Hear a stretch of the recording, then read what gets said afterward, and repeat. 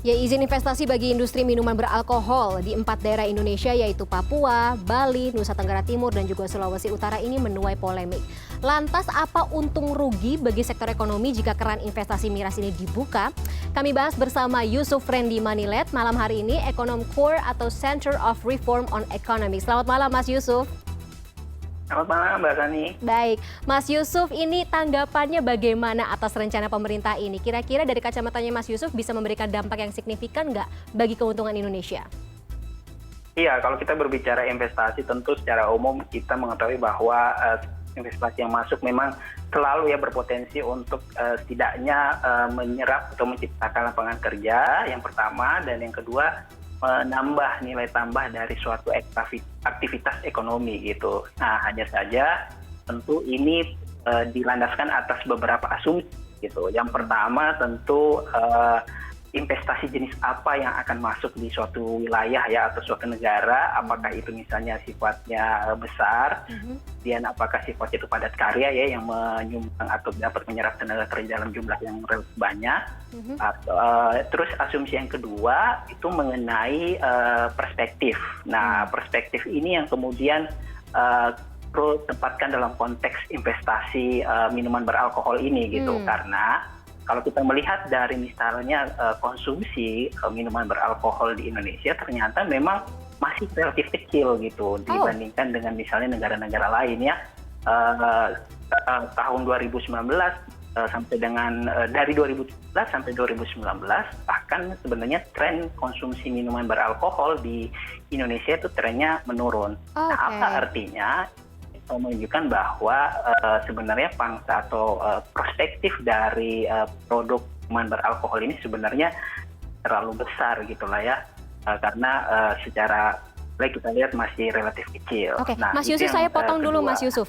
Mas Yusuf tadi bilang ini kecil, tapi kalau misalnya kita hitung dari APBN 2020 ini mendatangkan keuntungan atau pemasukan bagi negara dari 100 sampai 250 miliar. Itu masih berarti terhitung kecil. Berarti kalau misalnya pemasukannya besar bisa lebih daripada itu kan? Iya, tapi kita juga perlu hati-hati dalam melihat atau ukuran ya, ukuran minuman beralkohol yang jika dikaitkan dengan APBN, karena di dalam APBN kan minuman beralkohol ini kan dikategorikan atau ditarik gitu ya, pajaknya melalui cukai. Nah, cukai ini tidak bisa dilihat sebagai sumber penerimaan negara yang sama gitu, karena dari cukai ini sendiri kan untuk meminimalisir dampak eksternalitas negatif dari satu produk barang ataupun jasa gitu ya. Makanya ada produk minuman beralkohol, ada cukai untuk rokok misalnya. Ini kan tentu untuk meredam dampak negatif dari produk-produk ini. Jadi saya kira memang kita harus hati-hati melihat bahwa betul bahwa ada potensi penerimaan negara, tetapi juga di sisi lain ini juga dalam jangka panjang juga ada dampak ya, potensi dampak negatif yang kemudian bisa terjadi dengan adanya minuman beralkohol ini. Apa saja Mas Yusuf? Ya, kalau kita berbicara dampak sebenarnya kan sebelum ramai minuman beralkohol ini, kita sedang menggodok peraturan untuk penjualan minuman beralkohol, dan kalau kita lihat latar belakang dari pembentukan peraturan ini kan meminimalisir dampak seperti misalnya kriminalitas yang kemudian relatif tinggi akibat dari alkohol, kemudian juga masalah-masalah sosial yang lainnya ya.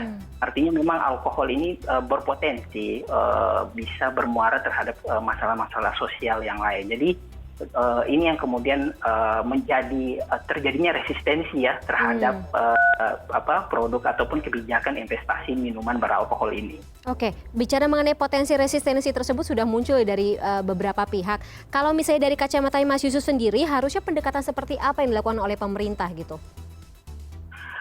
Saya kira sebenarnya resistensi ini kan memang beralasan kita karena negara yang memang masih mayoritas relatif penduduknya konvensional.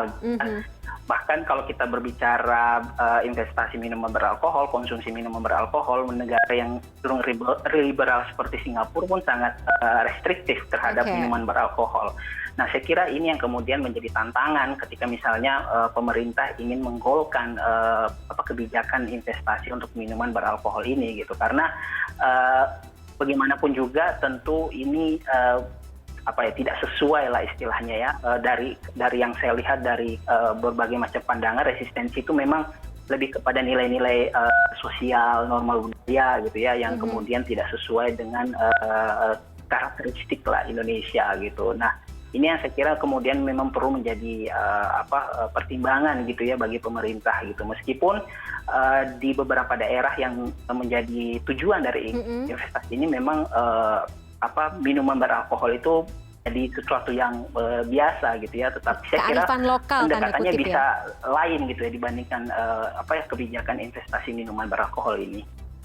Oke, Mas Yusuf, tapi ini kan pembukaan keran investasinya kan ditujukan di 4 daerah yang tadi Mas Yusuf bilang ya, katakanlah memiliki kearifan lokal tanda kutip untuk urusan minuman keras ini. Menurut Mas Yusuf, apakah rencana ini tepat sasaran, tepat guna? Iya, saya kira balik lagi pada resistensi kembali lah ya. Artinya begini, ketika misalnya investor melihat produk kebijakan ini terdapat resistensi, bahkan dari masyarakat, tokoh adat, regulator bahkan ya, ini yang kemudian berpotensi menambah ketidakpastian. Artinya bisa menjadi semacam disinsentif bagi investor yang ingin berinvestasi di sektor ini gitu.